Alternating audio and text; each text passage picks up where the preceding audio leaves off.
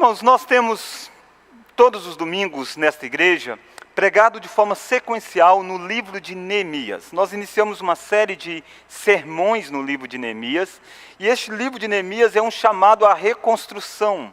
É tempo de reconstruir. E Deus colocou no meu coração pregar neste livro, tendo em vista esta nova realidade que o mundo passa, naquilo que é chamado do pós-coronavírus, ou no mundo pós-corona.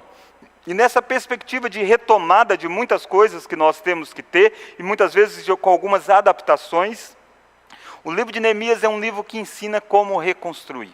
De tal forma que eu e você podemos aprender, a partir do livro de Neemias, a reconstruir muitas coisas da nossa vida. Sabe que talvez este tempo de isolamento social, de distanciamento, melhor dizendo, social, talvez tenha sido um tempo para você também rever que muitas áreas da sua vida estão um tanto quanto que destruída. Quando você muitas vezes sai do chamado ativismo, o ativismo é aquilo de estar engajado em fazer muitas coisas, e aí você se recolhe, aí de repente você percebe que as coisas mais importantes da sua vida estão em ruínas. E talvez esta pandemia descortinou para você o tamanho do opróbrio em que você estava. E Deus está chamando você então a reconstruir.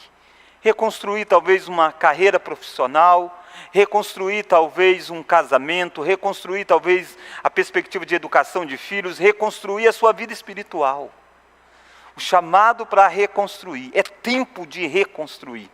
Neemias, então, é um homem chamado por Deus para ser o instrumento que vai liderar o povo numa grande reconstrução. Qual é a reconstrução que Neemias lidera o povo?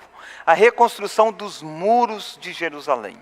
Jerusalém era uma cidade outrora cercada por muros, e os muros naquele contexto serviam de proteção física contra invasão estrangeira, e também era naqueles locais onde aconteciam os grandes julgamentos. Mas desde a invasão da Babilônia, Jerusalém foi saqueada e destruída, e os muros vieram à ruína. E aquela cidade outrora opulenta se tornou sinal e símbolo de fracasso. Anos se passaram e Deus trouxe de volta o povo do cativeiro, mais de 70 anos depois. E aquele povo voltou a morar em Jerusalém, mas Jerusalém não era mais a mesma. Os muros continuavam em ruínas. E Deus então levanta Neemias, que está longe de Jerusalém, lá em Suzã, lá na cidadela de Suzã, vivendo uma vida confortável no palácio de Artaxerxes. Mas uma notícia chega a Neemias e gera em Neemias um despertar para poder voltar à sua terra natal e ser um instrumento de Deus reconstruir. Neemias, conduzido pela mão de Deus, ele consegue ter um grande ajuda do grande imperador da época. O imperador autoriza o seu retorno e Neemias volta a Jerusalém. E Neemias começa a sua liderança fazendo de uma forma maravilhosa um conclamado povo a construir o templo. E sabe em quantos dias este muro de Jerusalém será construído? Em 52 dias. Que obra magnífica! Que obra extraordinária! Erguida em 52 dias, só poderia acontecer debaixo de uma grande liderança, que era Neemias. Mas se você pensa que esses 52 dias foram 52 dias fáceis, você está muito equivocado. Nesta noite nós iremos ver a oposição que Neemias enfrentou para que ele pudesse fazer esta grande obra.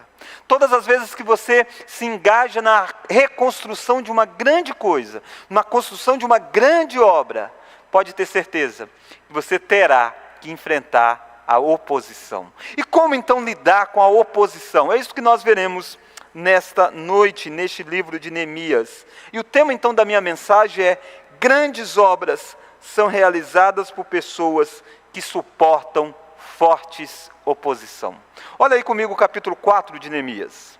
Capítulo 4 de Neemias diz assim: tendo Sambalá, e deixa eu fazer uma explicação, em algumas versões está sendo projetada Sambalate. Essas duas formas é possível no texto hebraico. Na que eu uso aqui no púlpito, aqui eu estou lendo é Sambalá. Mas a que está sendo, por exemplo, projetada é Sambalate. As duas são extremamente válidas, é apenas uma forma de dizer o nome deste personagem que foi escrito na língua hebraica. Mas só para os irmãos entenderem a divergência, às vezes, quando é projetada, e daquilo que eu falo. Tendo Sambalá, ou Sambalate, ouvido que edificávamos um muro, ardeu em ira e se indignou muito, escarneceu dos judeus, então falou na presença dos seus irmãos e do exército de Samaria e disse: que fazem estes fracos judeus? Permitirás a isso? Sacrificarão? Darão cabo da obra num só dia? Renascerão acaso dos monturos, dos montões de pó, as pedras que foram queimadas? Estava com ele Tobias, o amonita, e disse: ainda que edifiquem, vindo uma raposa derribará o seu muro de pedra. Ouve, ó nosso Deus, pois estamos sendo desprezados. Cai o seu opróbrio sobre a cabeça deles, e faze que sejam despojo numa terra de cativeiro. Não lhes encubras a iniquidade, e não se risque diante de ti o seu pecado, pois te provocam a ira na presença dos que edificavam. Assim, edificamos um muro, e todo o muro se fechou até a metade da sua altura, porque o povo tinha ânimo para trabalhar. Mas ouvindo Sambalá, ou Sambalate, e Tobias, os arábios, os amonitas e os asdoditas, que a reparação dos muros de Jerusalém ia avante, e que já se começavam a fechar-lhes as brechas, ficaram sobremodo irados. Ajuntaram-se todos de comum acordo, para virem atacar Jerusalém e suscitar confusão ali. Porém, nós oramos ao nosso Deus, e como proteção pusemos guarda contra eles, de dia e de noite. Então disse Judá: já desfaleceram as forças dos carregadores, e os escombros são muitos, de maneira que não podemos edificar o muro. Disseram, porém, os nossos inimigos: nada saberão disto, nem verão, até que entremos no meio deles e os matemos. Assim faremos cessar a obra. Quando os judeus que habitavam na vizinhança deles 10 vezes nos disseram: de todos os lugares onde moram, subirão contra nós. Então, pus o povo por famílias, nos lugares baixos e abertos, por detrás dos muros, com as suas espadas e as suas lanças e os seus arcos. Inspecionei, dispus-me e disse aos nobres, aos magistrados e ao resto do povo: não os temais, lembrai-vos do Senhor, grande e temível, e pelejai pelos vossos irmãos, vossos filhos, vossas filhas, vossa mulher e vossa casa. Sucedeu que, ouvindo os nossos inimigos, que já o sabíamos, e que Deus tinha frustrado o desígnio deles, voltamos todos nós aos muros, cada um a sua obra. Daquele dia em diante, metade dos meus moços trabalhavam na obra, e a outra metade empunhava lanças, escudos, arcos e couraças, e os chefes estavam por detrás de toda a casa de Judá. Os carregadores que por si mesmos tomavam as cargas, cada um com uma das mãos fazia a obra, e com a outra segurava a arma. Os edificadores, cada um trazia a sua espada, a cinta, e assim edificavam. O que tocava a trombeta estava junto de mim. Disse eu aos nobres, aos magistrados e ao resto do povo: grande e extensa é a obra, e nós estamos num muro muito separados, longe um dos outros. No lugar em que ouvides o som da trombeta, para ali acorrei, até conosco. O nosso Deus pelejará por nós.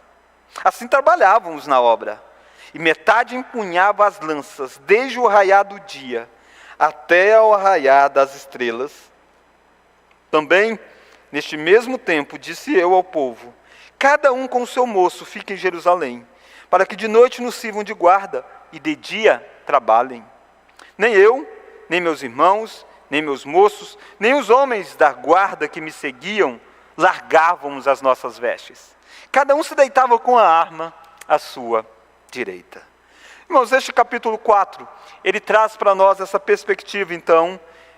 Grandes obras são realizadas por pessoas que suportam as fortes oposição. Eu preciso concordar com um escritor chamado James Montgomery Boyce. Boyce, ele diz que oposição é quase sempre causada pelo sucesso e não pelo fracasso. Essa frase é importante.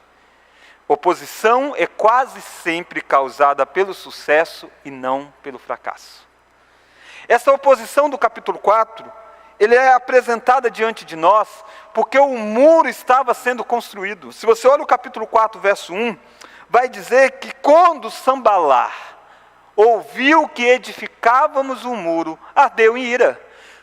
E se indignou muito e escarneceu dos judeus. Percebe que a oposição brota porque Neemias estava tendo bom êxito. Neemias já tinha começado este processo de reconstrução. E se os primeiros dias desta reconstrução tivesse sido um fracasso, Sambalat estaria alegre, Sambalat estaria tranquilo, Sambalat nunca iria se levantar como oposição.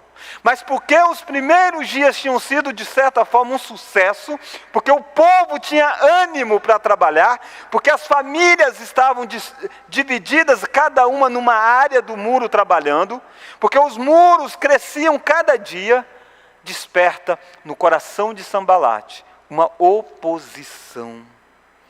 Queridos, por que existe tanta oposição quando alguém resolve fazer grandes coisas? Quando alguém resolve se empenhar, quando de repente você começa a construir coisas na sua vida, você rapidamente percebe que pessoas se levantarão, conversas vão ruir, vão se espalhar ao seu derredor, porque oposição é gerada pelo sucesso e não pelo fracasso. Saiba disso. Se você enfrenta oposição, é bem provável que você esteja fazendo uma grande obra. Se você enfrenta oposição, é bem provável que você está ativo na obra de Deus. Ninguém joga pedra em árvore que não tem fruto. Ninguém joga pedra em galho seco, mas onde há fruto, há pedras sendo lançadas. Onde há um muro sendo construído, a oposição sendo levantada. Olhe para a sua história, olhe para a sua vida e perceba isso. E eu espero que nessa noite você entenda como lidar com esta oposição. Esta oposição surge muitas vezes por causa do ciúme do sucesso, por causa do ciúme do avanço, porque você olha e começa a avançar, o outro começa a ficar contra você. Nós somos chamados a chorar com os que choram e se alegrar com os que se alegram. Mas você perceberá facilmente que na nossa sociedade é muito mais difícil alegrar com os que se alegram do que chorar com os que choram. Muitas vezes as pessoas estão até prontas a chorar com você, mas muitas não estão dispostas a se alegrar com a sua vitória. Sambalat, melhor dizendo, não estava disposto a se alegrar quando a notícia de que os muros de Jerusalém estavam, enfim, sendo construídos debaixo da direção de Neemias, um muro outrora fracassado no passado. Mas oposição surge também porque algumas pessoas se veem confrontados com a mudança. Tem gente que se acostuma numa determinada situação de vida, e quando as coisas estão mudando, gera oposição. Os muros tinham ficado destruídos durante muito tempo, e Sambalat tinha alegrado com os muros em ruínas. Mas agora a perspectiva é de mudança. E mudança gera oposição. Talvez você tenha passado por isso, porque talvez você tenha tentado reconstruir. E reconstruir você encontrará oposição. E eu quero olhar então 2 lições de como Neemias lidou com a oposição. Como que a oposição se manifestou e como Neemias reagiu a ela. Primeira lição: vença as críticas com oração e foco na obra que tem para fazer. Quando a oposição surge com críticas, vença a oposição com oração e com foco na obra que Deus deu para você fazer. Olha como que as críticas vão brotar em volta deste projeto de Neemias. Olha o capítulo 4. Olha o versículo 1. Tendo Sambalat ouvido que edificávamos o muro, ardeu em ira e se indignou muito, escarneceu dos judeus. Olha que a palavra é escarneceu, zombou. E olha o tipo de zombaria, verso 2. Então falou na presença dos seus irmãos e do exército de Samaria e disse: que fazem estes fracos judeus? Percebe que a primeira crítica que você encontra é uma crítica voltada para a capacidade dos judeus. É uma crítica voltada às pessoas, dizendo: que fazem estes fracos judeus? Percebe que é uma crítica que lida desmerecendo quem a pessoa é. Perceba isso, quando você quer fazer alguma coisa, você verá crítica que desmerece quem você é. E facilmente essas críticas que são um ataque a você, causa dano, feridas, mágoas, rancor e muitas vezes paralisa.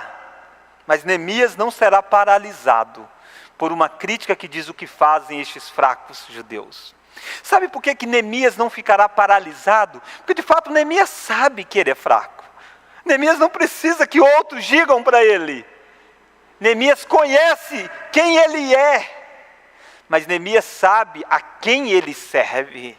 E Neemias sabe que ele serve o Deus do céu, a quem ele já disse outrora: o Deus do céu nos dará bom êxito para que nós reconstruamos os muros de Jerusalém. Saiba você que quando as pessoas olharem para você e diminuírem quem você é, você não precisa ser esmagado pela crítica, porque de fato você é bem pequeno mesmo, mas Deus em Cristo torna você alguém capaz de fazer grandes coisas, porque Ele dá a você dons maravilhosos. É isso que Paulo diz, que quando Cristo subiu aos céus, Ele levou cativo o cativeiro e concedeu dons aos homens. Percebe que a nossa pequenez se transforma em instrumento para que Deus faça grandes coisas. E Paulo vai dizer que Deus é um especialista em fazer isso em vaso de barro, em pessoas incapazes mesmos, mas nas mãos de Deus podem realizar grandes coisas. Não fique então paralisado pela oposição que ataca você. Saiba que em Cristo você pode ser redefinido quem você é. E em Cristo você ganha significado de vida. E em Cristo você se torna forte, não por você, mas por aquele que está em você, que é Cristo. Então percebe que a oposição primeiro ela surge com críticas ferrenhas, dizendo: o que fazem estes fracos judeus? Mas sabe que Deus mesmo já tinha dito para Israel outrora, dizendo: eu escolhi vocês, não porque vocês eram os mais poderosos. Eu escolhi vocês não porque vocês eram os mais numerosos, mas eu escolhi vocês porque eu amei vocês. Então o povo de Deus, que sabe que o amor de Deus para com eles não está baseado na força deles, na potencialidade deles, não vai se paralisar quando o mundo aí fora disser: eles são fracos. Porque nós sabemos que nós somos fracos, mas o nosso Deus é forte. E é isso que você reage então às oposição da sua vida. Mas olha mais, você reage, você percebe que essa oposição é intensa, quando elas maximizam o problema diante de você. Olha aí comigo o capítulo 4, versículo 2. O que fazem estes fracos judeus? Permitirias a isso? Sacrificarão, darão cabo da obra num só dia, renascerão a casa dos montões, de pó as pedras que foram queimadas. Olha que agora Sambalate, está de certa forma maximizando os problemas, dizendo: ei, como que eles vão conseguir construir os muros? Eles acham que é capaz de fazer isso em um só dia. Eles acham que vão poder sacrificar, e sacrificar aqui remete a duas ideias. Quando o povo de Deus realizava grandes coisas, o povo de Deus fazia o sacrifício de gratidão. O que o Sambalate está dizendo, eles acham que eles vão poder agradecer a Deus pela concretização desta obra. Eles acham que eles vão construir esses muros confiados neste Deus deles, nesses cultos deles, nessa adoração ao Deus deles. Não dá. Percebe que a oposição faz isso. A oposição torna os desafios da sua vida maiores do que eles são. Torna os desafios que você enfrenta impossíveis de ser vencido. Quantas vezes você ouve expressões dizendo: mas não vai dar certo, mas isso não tem jeito, já era, acabou. é Sambalate ressoando com a voz no seu ouvido. É Sambalate dizendo, não dá para poder reconstruir porque as pedras já estão todas queimadas. E não estavam todas. Tinha pedras lá que podiam ser colocadas no muro de novo. Não seja você alguém conduzido pela voz do pessimismo que ressoa. Mas não seja você também conduzido pela voz de um otimismo cego. Seja você conduzido pela voz de Deus. E a voz de Deus é a voz que diz, através sim dos sacrifícios, você pode realizar grandes obras. Não do seu sacrifício, mas assim como os sacrifícios naquele contexto era adoração a Deus, o sacrifício é adoração a Deus na pessoa de Jesus Cristo. Aliás, Jesus é o maior dos sacrifícios. Ele é o sacrifício no qual habilita que toda grande obra é possível de ser reconstruída. É nele que vem a força. Você pode dizer sim, através do sacrifício de Cristo, grande obra será construída na minha vida. Porque se Ele nos deu o Filho, Ele nos dará graciosamente todas as coisas. Mas olha mais. Olha que esses ataques da oposição vai ridicularizar aquilo que nós já construímos. Olha aí o versículo de número 3. Estava com ele Tobias. Além de Sambalar, aparece um segundo personagem, Tobias, o amonita, e disse, ainda que edifiquem, vindo uma raposa derribará o seu muro de pedra. Percebe que aqui você vem aqueles que vão olhar para aquilo que você faz e vai desmerecer aquilo que já está construído. Ele está dizendo, uma raposa se bate nesse muro, derruba o muro. Irmãos, tudo isso é para cercar Israel. Tudo isso é para desmotivar o povo. Tudo isso é para jogar Neemias na lona. Tudo isso é para fazer com que a obra não seja construída. E a minha pergunta é, como você reage à crítica? E crítica é algo que machuca. Crítica é algo que paralisa alguns. Crítica é algo que causa dano profundo. Há pessoas que nunca fazem nada porque têm medo do que os outros vão dizer. Há pessoas que nunca começam nada na vida porque têm medo do que pode acontecer. Tem gente que começa a fazer, mas na primeira crítica, ele destrói tudo aquilo e recomeça de novo. Eles estão dizendo, o muro deles não tem sustentação. Mas nada disso barrou Neemias e o povo de Deus de continuar focado na obra. E é isso que você vê. Olha como que Neemias então vai reagir às críticas. Então a primeira lição é, vença as críticas com oração e foco na obra que tem para fazer. As críticas você já viu. Foram críticas que ridicularizavam a pessoa. Fracos judeus. Eram críticas que ampliavam o desafio, dizendo, darão cabo da obra, vamos fazer isso através de sacrifícios? Como que isso será possível? E ridiculariza os feitos realizados até aquele presente momento. Diz, isso não é nada, esses muros que eles já fizeram. Quando na verdade, era exatamente o fato do muro já ter avançado bastante que gerou esse ciúme no coração daquelas pessoas. Mas Neemias vai reagir a isto a como? Como você reage às críticas? Muitas pessoas reagem às críticas parando o que está fazendo e batendo boca, dizendo, eu sou bom, mas você também é isso, você também é aquilo. Mas olha Neemias, o versículo de número 4 nos ensina a lidarmos com esse tipo de crítica. Olha o versículo de número 4.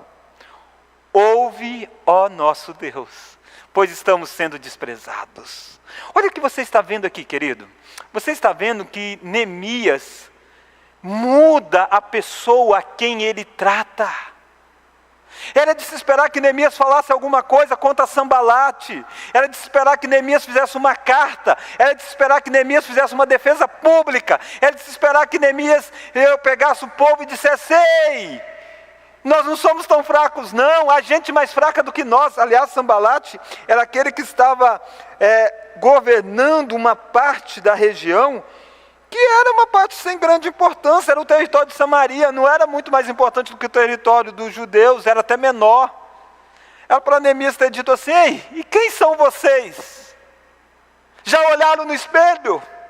Mas não, Neemias, em vez de entrar numa briga por palavras, Neemias se volta para uma colocação diante de Deus. Neemias sabe que ele precisa tratar o coração, porque todas as palavras causam feridas. A Bíblia, há um ditado popular que diz que a palavra é como uma flecha lançada.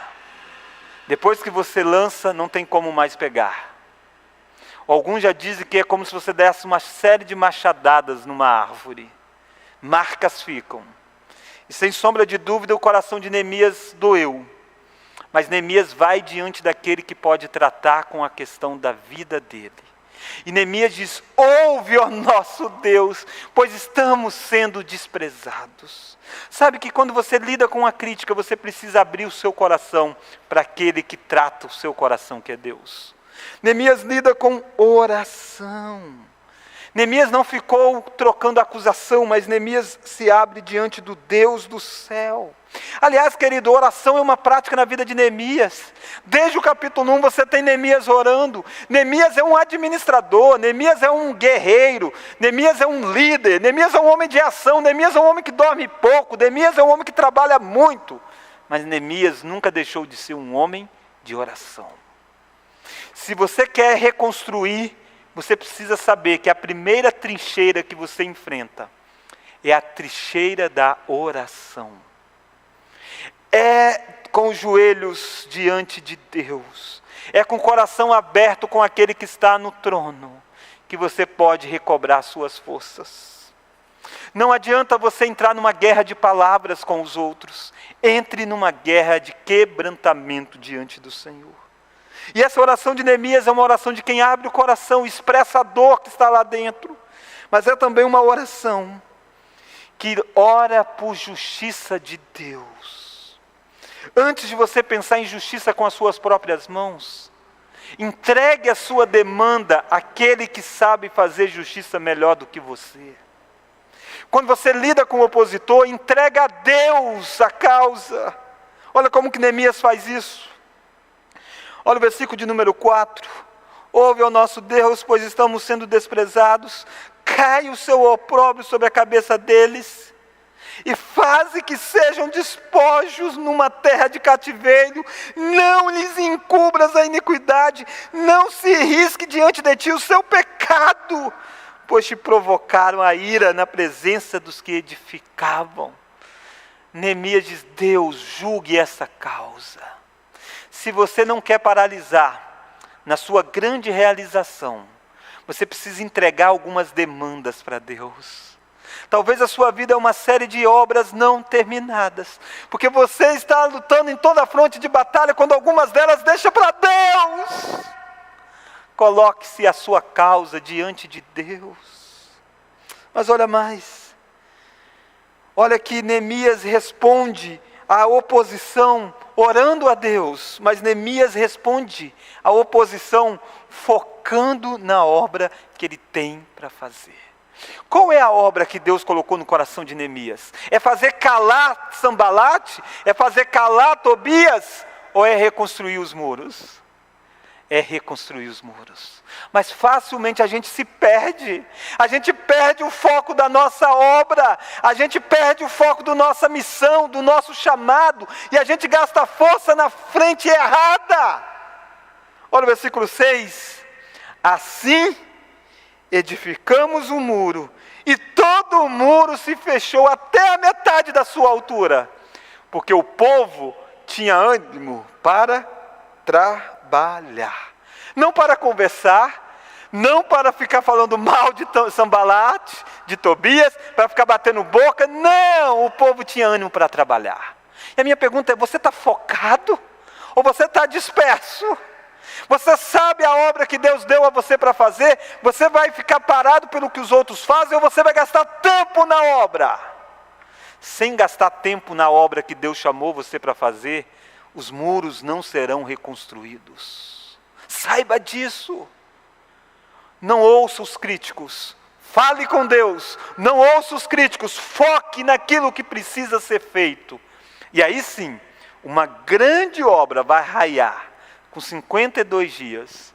Mas no meio disso, Neemias ajoelhou. E no meio disso, Neemias continuou construindo a obra. Enquanto Sanbalat estava dizendo, o muro dele, enquanto Tobias dizia, o muro dele com uma raposa derriba.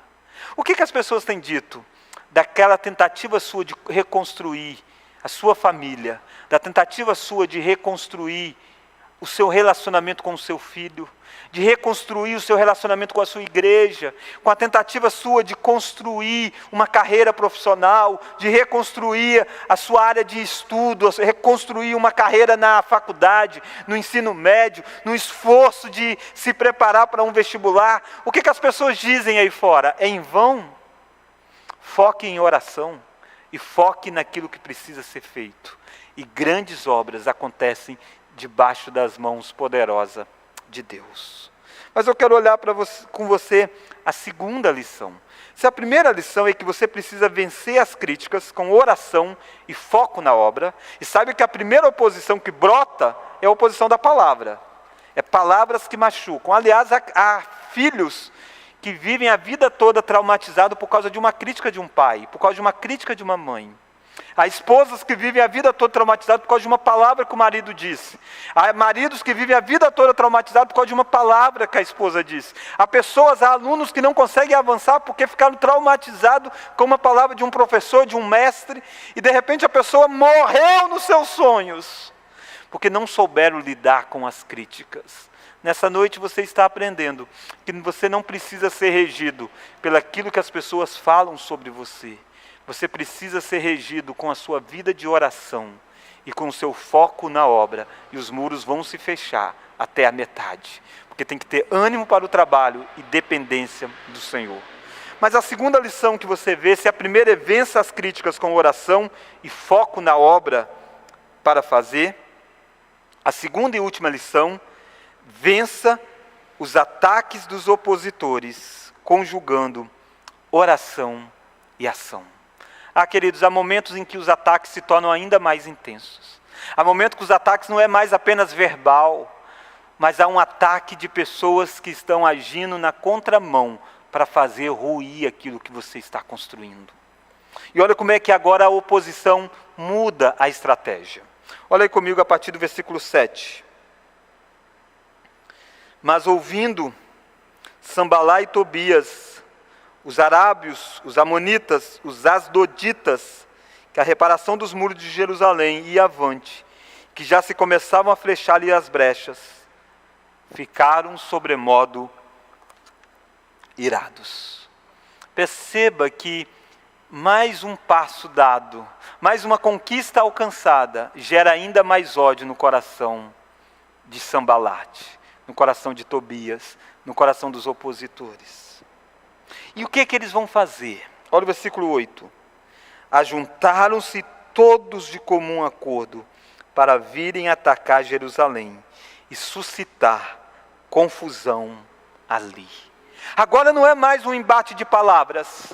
Agora os opositores pegam em armas. Agora os opositores armam estratégias. Agora os opositores estão desesperados para derrubar o muro que está sendo construído. E assim é a sua vida. Quando você começa a colocar pedras, de repente aquilo que era só verbal se torna ataque presencial. E é interessante que agora houve um ajuntamento de inimigos.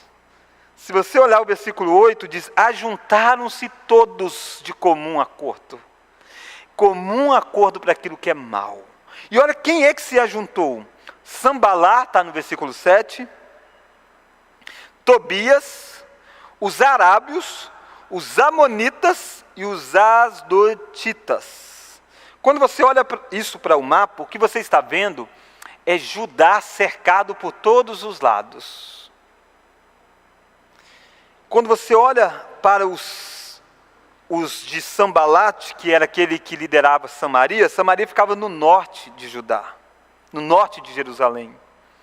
Quando você olha para Amon, liderava a região do leste. Quando você olha para os árabes, liderava a região do sul. Quando você olha para Asdote, você percebe que é a região das Filístia que ficava no oeste. Percebe que norte, sul, leste e oeste, de todas as bandas, surgiram opositores e agora eles estão unidos para atacar. E sabe quando é que eles vão atacar? No momento que a construção da obra se torna mais susceptível ao ataque. Saiba disso, os nossos opositores conhecem a nossa realidade, sabem aquilo que nós passamos, e no momento da nossa maior fraqueza é quando eles se juntam e nos atacam. Olha, por exemplo, o versículo de número 10. Olha o versículo 10 do capítulo 4. Então disse Judá: já desfaleceram as forças dos carregadores, os escombros são muitos, de maneira que não podemos edificar o muro. Percebe? Começou a existir desânimo. O muro se fechou até a metade. É muito bom você ver metade das coisas sendo feitas. Mas você olha para frente e percebe que ainda falta metade. Você faz 2 anos de uma faculdade e diz: uau, que bênção! Aí você olha para frente e ainda faltam mais 2.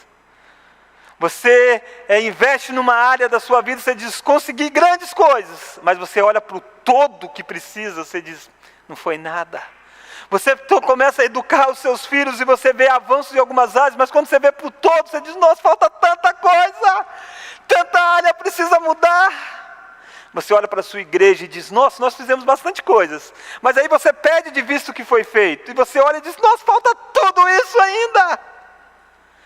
Isso vai gerar um desânimo no Judá. A perspectiva de que ainda falta muito para ser feito. E é nesse momento em que começa o desânimo, é que a oposição vai vir com ataques.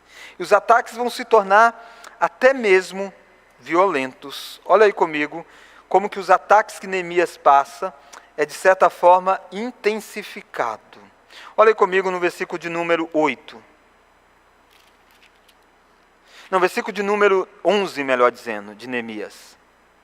Disseram, porém, os nossos inimigos: nada saberão disto, nem verão, até que entremos no meio deles e os matemos.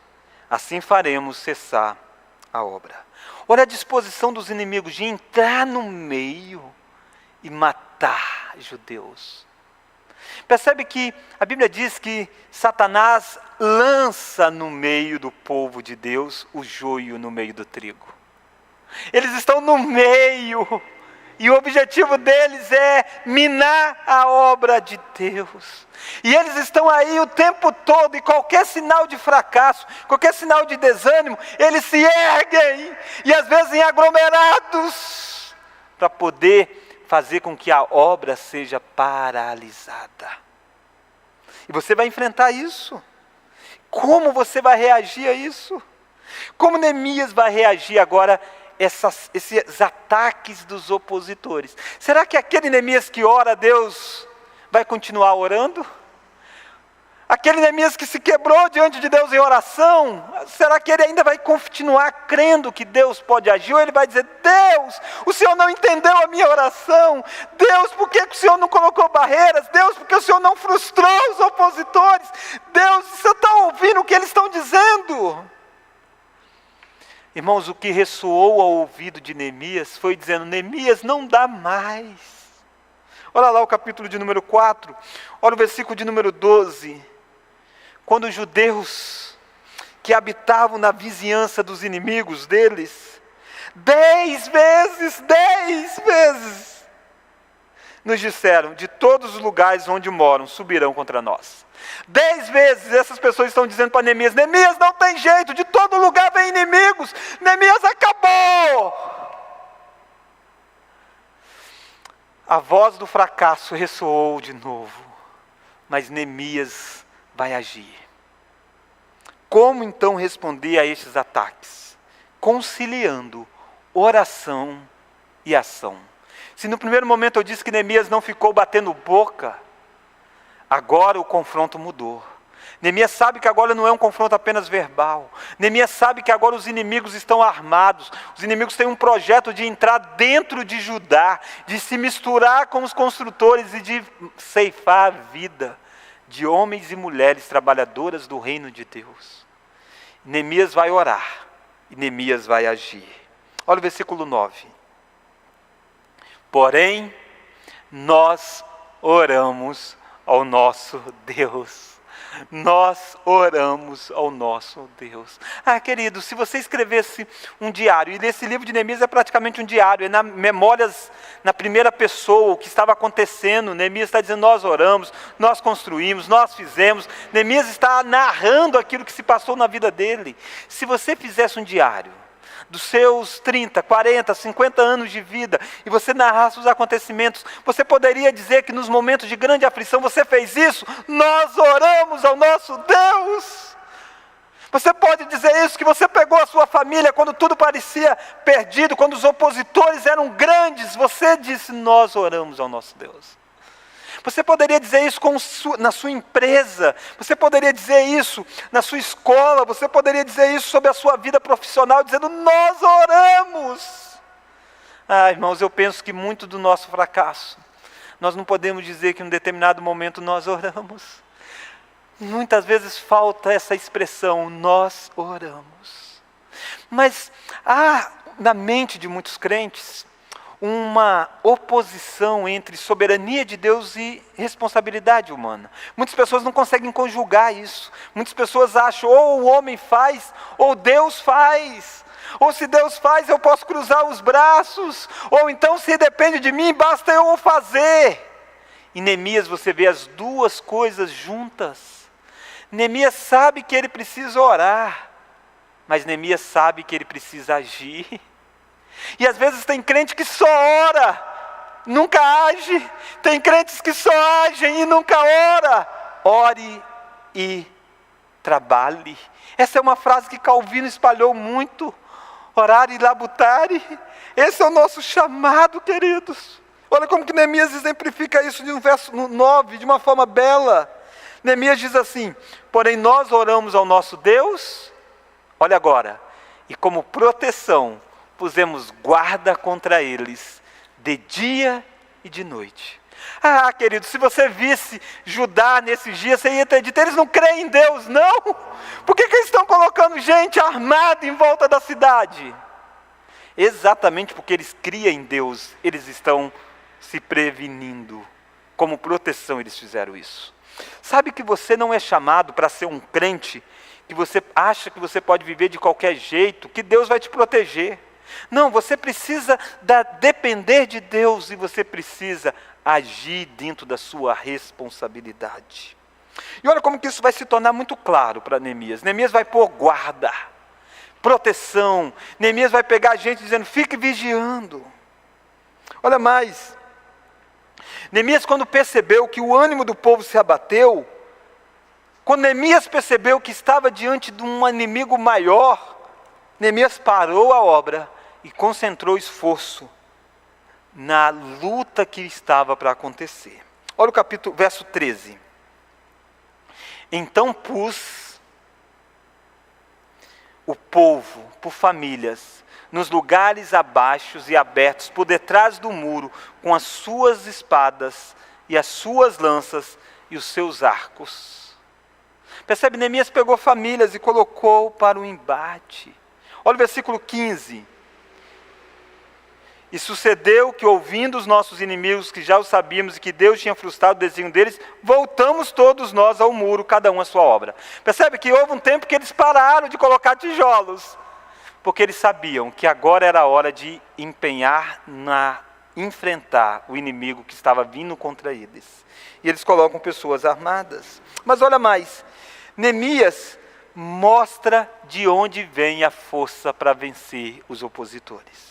Olha o versículo 14. Olha o versículo 14.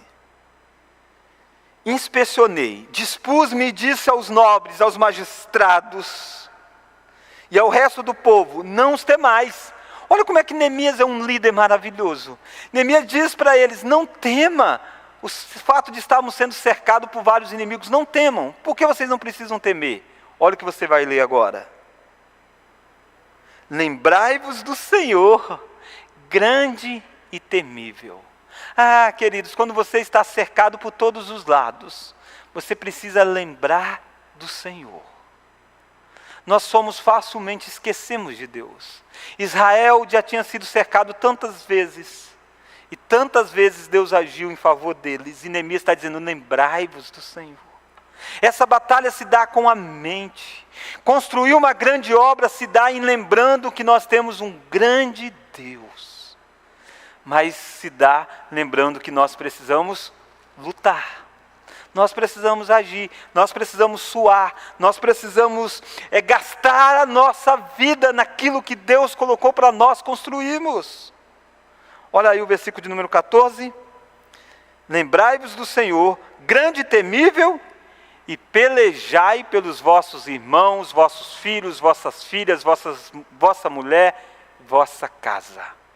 Neemias dá duas ordens. Lembrai-vos do Senhor e pelejai. Essas duas coisas não são antagônicas.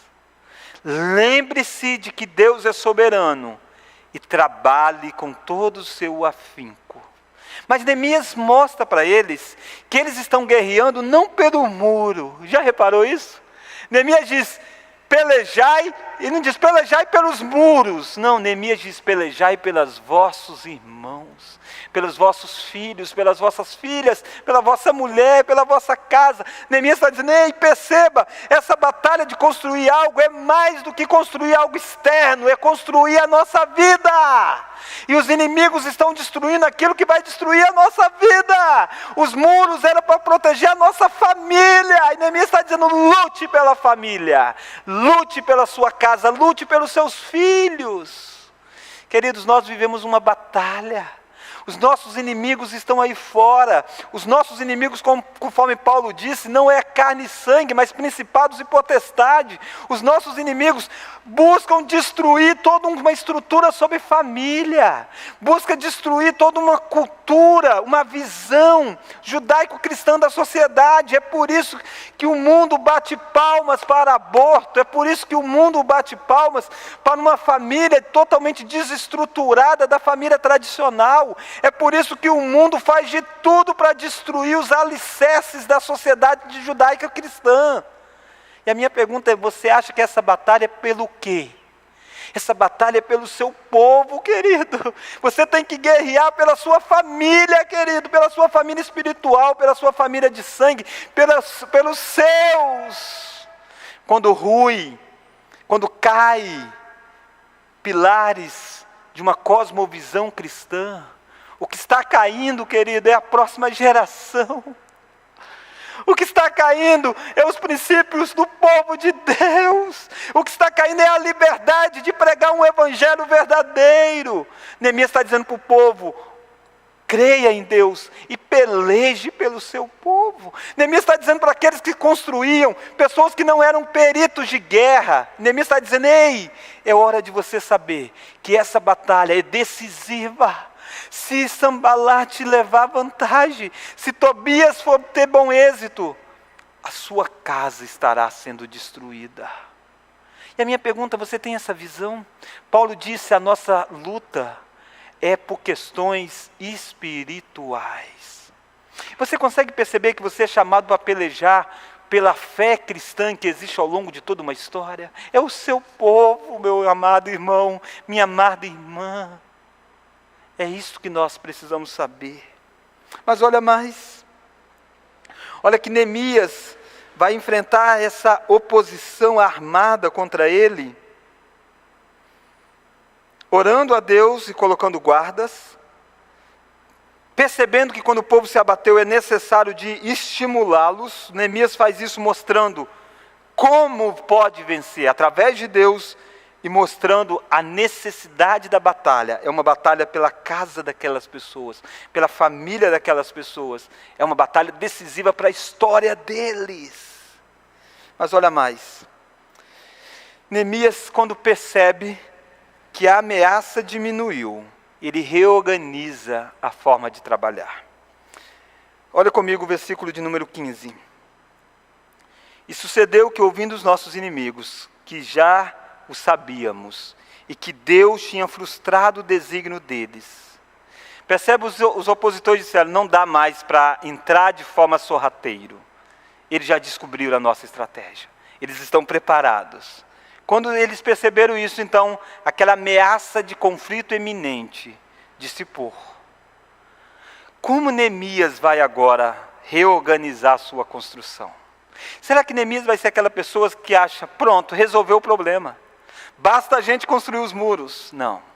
Neemias sabe que mais cedo ou mais tarde essa batalha ressurgirá.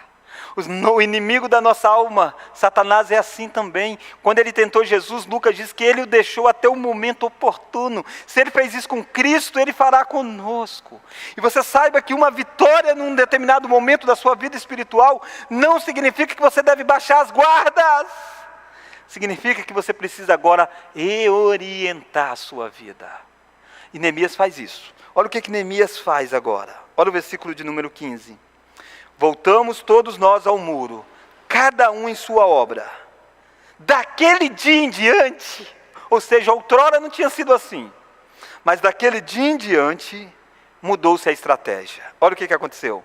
Metade dos meus moços trabalhavam na obra, e a outra metade empunhavam lanças, escudos, arcos e couraças.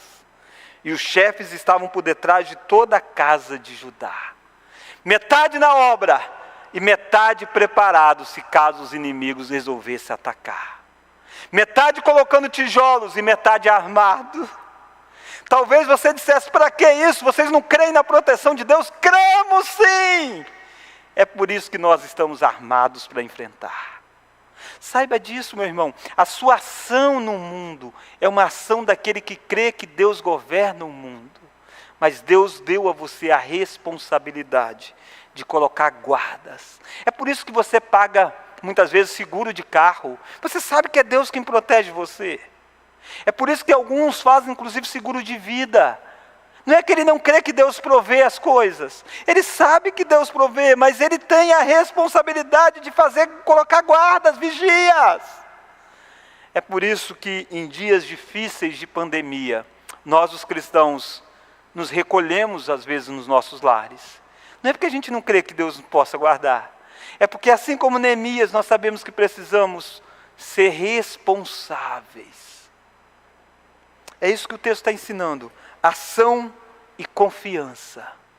Quando você dirige numa estrada, você ora para que Deus guarde você. Mas você não deve ser um motorista irresponsável. Quando você constrói sua casa, você confia em Deus. Mas isso não tira de você a responsabilidade de colocar a cerca elétrica, de você fizer o que precisa ser feito. É por isso que eu e você somos chamados a vigiar e a trabalhar. Olha aí comigo ainda, mais essa demonstração de como Neemias conjugou isso. Neemias fez uma divisão de tarefas. Neemias tinha a mão na massa e a mão nas armas. Olha o versículo 17. Os carregadores que por si mesmos tomavam as cargas, cada um com uma das mãos fazia a obra, e com a outra segurava a arma. É lindo isso. É uma figura de linguagem dizendo, com uma tijolo na mão, com a outra arma na mão, com uma construindo um muro, com a outra defendendo cada alicerce que já foi colocado. Não pense você que basta você erguer o muro, você precisa proteger o muro. Não pense você que basta você fazer grandes obras, você precisa defender as que já foram feitas. E é isso que Neemias está fazendo no povo. Olha o versículo de número 18. Os edificadores, cada um trazia a sua espada à cinta, e assim edificavam. O que tocava a trombeta estava junto de mim. E agora você percebe que Neemias traçou um projeto. Neemias é um homem de estratégia. E Neemias criou um plano de defesa. Ele pegou esses que tocavam trombetas, olha o versículo 20. No lugar em que ouvides o som da trombeta, versículo de número 19. Disse eu aos nobres, aos magistrados e ao resto do povo, grande e extensa é a obra, e nós estamos num muro muito separados, longe um dos outros. Ele diz, a obra é grande, cada um está num lado do muro, e nós estamos longe um dos outros. E se vir um ataque, o que vai acontecer? Olha aí o versículo 20. No lugar em que ouvides o som da trombeta, para ali acorrei a ter conosco, e o nosso Deus pelejará por nós. Percebe? Soberania de Deus e responsabilidade humana. Ele diz, nós vamos fazer o muro, e aonde acontecer um ataque, uma invasão, onde um opositor se levantar, então vai ser anunciado, e vai ser tocado a trombeta, e aí você vai sair de onde você está para socorrer o outro, porque a batalha é do povo, a batalha não é individual. Você às vezes se perde na partezinha do muro que Deus deu a você. Queridos, o que Deus deu a você para construir é uma parte de um muro maior. E o muro maior é as coisas do povo de Deus. A sua vida está ligada à vida do povo de Deus. A sua batalha é a batalha do povo de Deus, mas a batalha do povo de Deus é a sua batalha. De tal forma que se o inimigo estiver atacando a brecha do outro, você é chamado a sair para lutar com o seu irmão, com a sua irmã, com a sua família da fé. E é isso que Neemias traçou. Nós vamos tocar a trombeta e todos nós vamos nos reunir. E Deus vai pelejar por nós. Ele diz, não é nós que vamos lutar, é Deus. Mas Deus vai fazer isso com a unidade do povo na mesma batalha. E a minha pergunta, você tem essa noção? Ou você se perde no seu muro, na sua fachada, no seu projeto de vida, e você perde o projeto maior que Deus está construindo? Mas olha mais. Olha o versículo de número 23. Não, versículo 22. Também neste mesmo tempo disse eu ao povo, cada um com o seu moço fique em Jerusalém, para que de noite nos sirvam de guarda e de dia trabalhem. Percebe como é que há uma dedicação. Quando você vê o muro terminado em 52 dias, você acha que foi assim, facinho? Não, querido. Chegou um momento que Neemias disse para o povo, ei, a gente não pode nem mais cada um voltar para a sua casa. Tinha gente que não morava em Jerusalém. Tinha gente, por exemplo, de Jericó, que estava construindo os muros. E em determinado momento ele saía e voltava para a sua casa. Neemias diz, mudou. Agora de noite a gente vai ficar todos dentro de Jerusalém. De dia a gente está trabalhando, de noite a gente está dormindo, mas com a arma do lado. Pronto para um combate. Porque não adianta construir de manhã, se de noite as pessoas destruírem o muro. E eu fico pensando quantas vezes você e eu não temos essa percepção de que a batalha para uma grande obra, ela é 24 horas da nossa jornada. É 24 horas. Em áreas diferentes, em momentos distintos, mas ela é intensa. Satanás não dorme. Eu e você somos chamados a batalhar diligentemente. Olha o versículo de número 21. Assim trabalhávamos na obra, metade empunhavam as lanças desde o raiar do dia até o sair das estrelas. Olha o versículo 23. Nem eu, nem meus irmãos, nem meus moços, nem os homens da guarda que me seguiam, largavam as nossas vestes. Cada um se deitava com as armas à sua direita. Eles sabiam que era um tempo difícil. Você sabe que você está num tempo difícil? Ah, queridos, eu fico vendo isso, todo esse empenho para reconstruir muros. Porque em última instância eles sabiam que não era apenas muros. Era muros da cidade do povo de Deus. Era muros de proteção da família da fé. Era muros da cidade da aliança.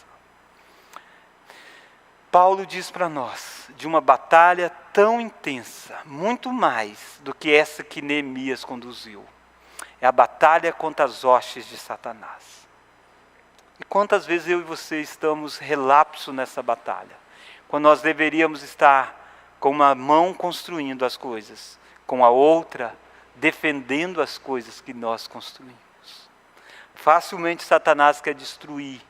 Ele veio para matar, roubar e destruir.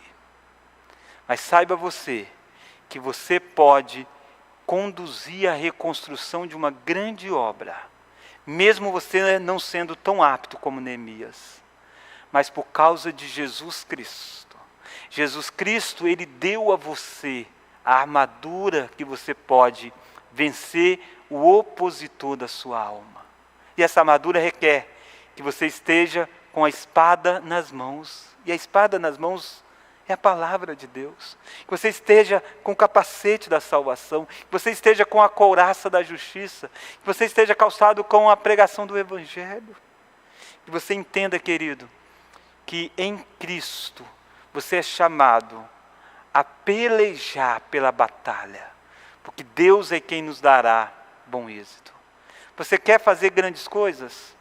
Primeiro, aprenda a vencer as críticas, orando a Deus e focando naquilo que precisa fazer. Você quer fazer grandes coisas? Segundo, vença os ataques dos opositores, conjugando oração e ação. Toda grande obra é feita com muito suor e muita dependência de Deus. Vamos orar?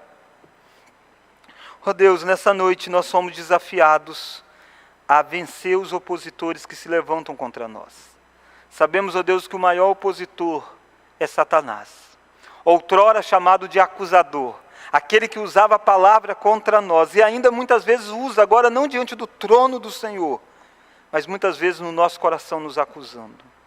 Por isso, ó Deus, nessa noite nos ensine a vencermos as acusações do diabo, percebendo que em Cristo nós somos mais do que vencedores, que em Cristo caiu todas as forças demoníacas que poderiam se levantar contra nós, que em Cristo foi encravado na cruz do Calvário toda a acusação que era contra nós. Nos ensina, ó Deus, a dizermos, assim como Neemias, Deus do céu nos dará bom êxito. Mas Deus nos ensina a termos foco de vida. Nos ensina, ó Deus, a focar naquilo que o Senhor tem para nós. Deus, nos dê sabedoria para conjugar a Tua soberania com a ação de vida. Não nos deixe sermos ativistas que agimos achando que a nossa força nos dará vitória. Mas não nos deixe sermos pessoas acomodadas, que cruzam os braços dizendo, Deus nos dará tudo.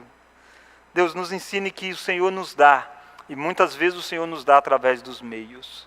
Por isso, ó Deus, desperte o Teu povo a trabalhar no muro que o Senhor deu a eles para construir. Mas dê sabedoria ao Teu povo para cuidar daquilo que já está sendo reconstruído. Livra o Teu povo de Sambalate, de Tobias e de tantos outros opositores que se levantam contra o povo de Deus. Oramos no nome daquele que é o comandante desta batalha, no nome daquele que é o comandante do exército, no nome de Jesus Cristo nosso Senhor. No nome dele que oramos. Amém.